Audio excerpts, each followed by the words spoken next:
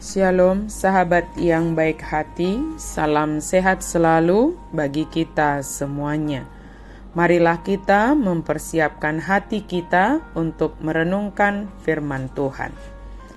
Allah Bapa, dalam Yesus Kristus kami sungguh bersyukur kepadamu ya Tuhan. Engkau sungguh sangat baik bagi kami, menyertai dan melindungi kami ya Tuhan dalam setiap waktu kami. Saat ini kami hendak merenungkan firman-Mu ya Allah. Berfirmanlah Engkau ya Tuhan, sebab kami telah siap untuk mendengarkannya. Amin.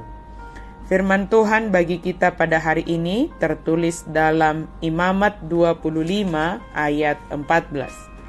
Apabila kamu menjual sesuatu kepada sesamamu atau membeli daripadanya, janganlah kamu merugikan satu sama lain. Dibahini, tungsura digadisamu manangaha tudongamu manang tinuhormu tahe siatangan di dongamu, dan jadi hamu masiangatan sama dongan.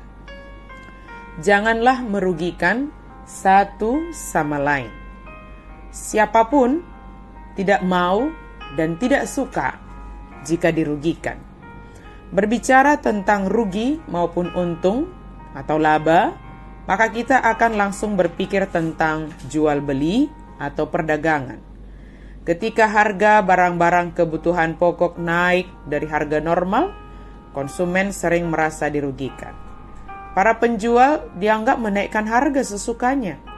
Pembeli memang tidak mau dirugikan dan berusaha mendapatkan harga yang murah.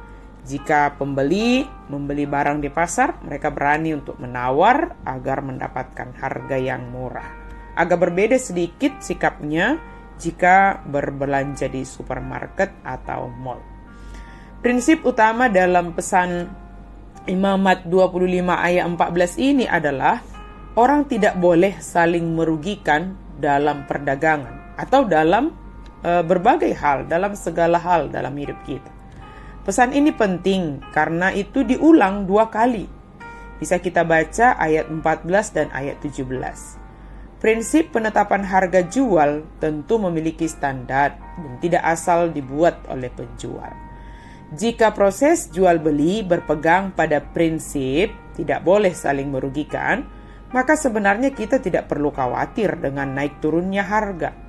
Pembeli tidak khawatir bahwa harga barang akan terus naik tanpa pernah turun lagi. Begitu juga penjual tidak akan khawatir bahwa barangnya akan dibeli dengan harga murah oleh pembeli.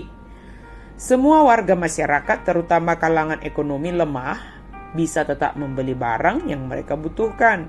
Begitu juga pedagang kecil tidak perlu khawatir dalam soal harga dan pendapatan dengan pedagang bermodal besar yang bisa saja memainkan harga pasar.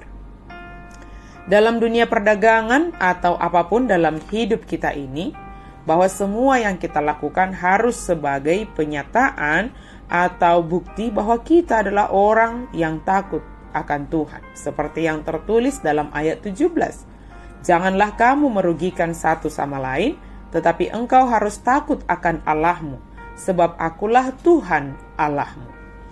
Orang yang takut akan Tuhan tentu tidak hanya dalam perkataan saja. Tidak cukup kata-kata mengatakan bahwa kita adalah orang yang takut akan Tuhan, melainkan harus terlihat dalam kehidupan sehari-hari. Sahabat yang baik hati, jika kita sepakat bahwa dirugikan itu adalah hal yang tidak menyenangkan, dan bahkan firman Tuhan hari ini mengatakan supaya kita tidak saling merugikan satu sama lain, marilah kita menaati firman Tuhan ini sebagai wujud ketaatan dan bentuk karakter kita sebagai orang yang takut akan Tuhan dalam setiap profesi kita masing-masing. Karakter takut akan Tuhan tentu diharapkan ada pada kita, sehingga kita mewujudkannya dengan tidak saling merugikan dalam segala bidang. Biarlah kehadiran kita adalah kehadiran yang membawa berkat bagi sesama kita. Amin. Mari kita berdoa. Terima kasih Tuhan untuk firman-Mu yang mengingatkan kami untuk kami tidak saling merugikan satu sama lain, tetapi biarlah kami senantiasa menunjukkan karakter takut akan Tuhan, sehingga kehadiran kami kehadiran yang membawa kebenaran dan kehadiran yang membawa berkat dimanapun kami berada. Mampukan kami ya Tuhan, tuntun kami, tolong kami ya Allah. Dalam nama Yesus kami berdoa dan bersyukur. Amin.